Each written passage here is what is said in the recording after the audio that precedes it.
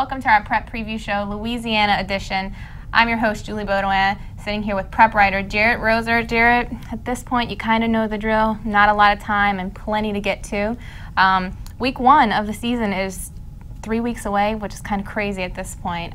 So let's get to some of the teams that are from around the state that you expect to make deep runs this year. Yeah, as much as we talked about off-field or not high school football team-related things like the officials and whatnot this summer, maybe the biggest storyline regarding a high school football player in Louisiana was Shea Patterson leaving Calvary Baptist this summer, and everyone wondering what that means for the two-time defending state champion Cavaliers as Shea goes to IMG Academy. Arguably the #1 quarterback in the country.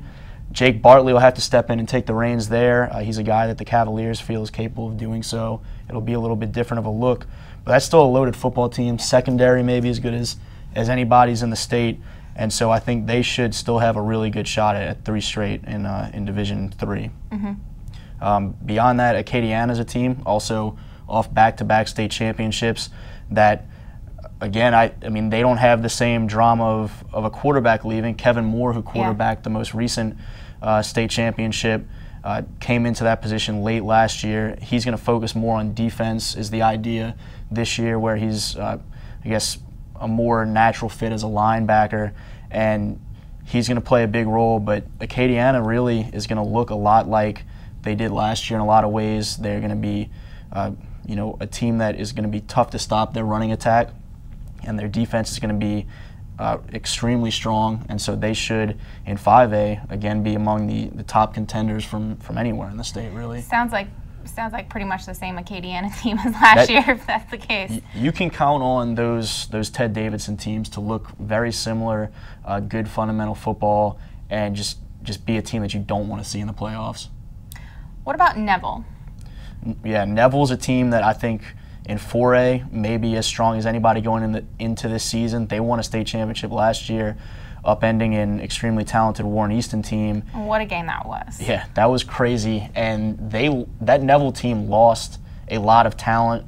Folks that didn't know who Cavante Turpin was last year fell in love with him in the Dome, including some schools that had kind of overlooked him to that point.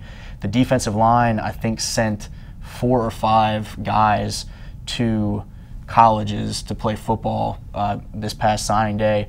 Rashard Lawrence, the big guy that LSU fans and Alabama fans are watching amongst schools around the country, he's back.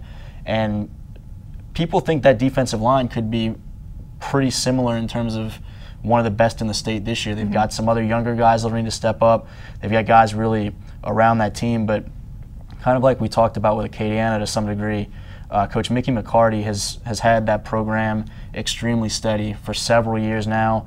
They lose huge impact guys, and other guys just kind of fill in those spots, and it looks like that might be the case again this year.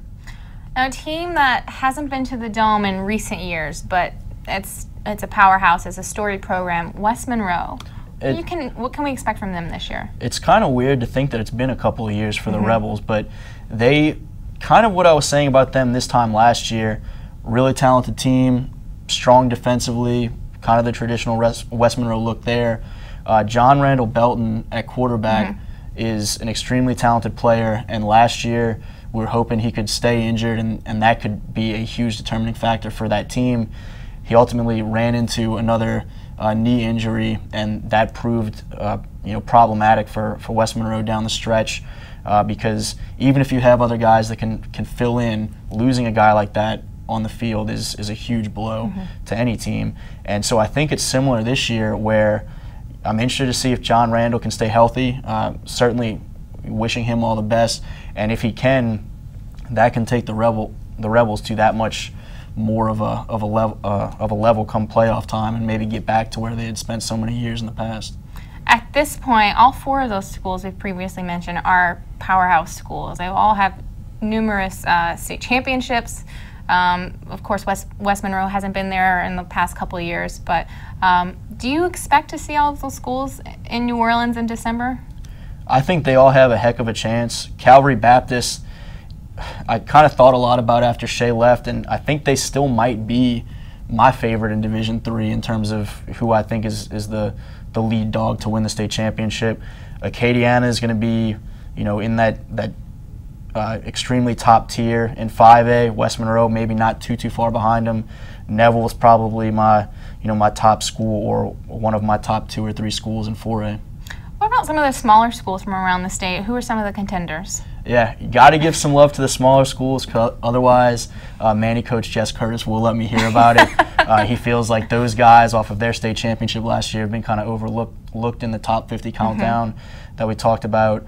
Manny and Kinder played for the past 2 Class 2A state championships. They each lost some notable guys, but I think both have as good a chance as anybody in 2A of getting back. Mangum, who has been in the Class 1A state championship the last couple of years, moves up to 2A, so maybe kind of watch them at that new level. But Manny and Kinder still might be some favorites to get back to New Orleans in 2A.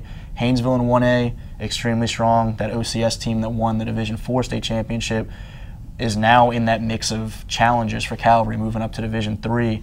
So all of those teams off recent state championship appearances I think will be interesting to watch again. I think they have a chance, and we'll probably see at least 1 or 2, if not 3 or 4 of them in the Dome again. All right. Well, there you have it, folks. For Jerit Roser, I'm Julie Boudwin. Thanks for watching.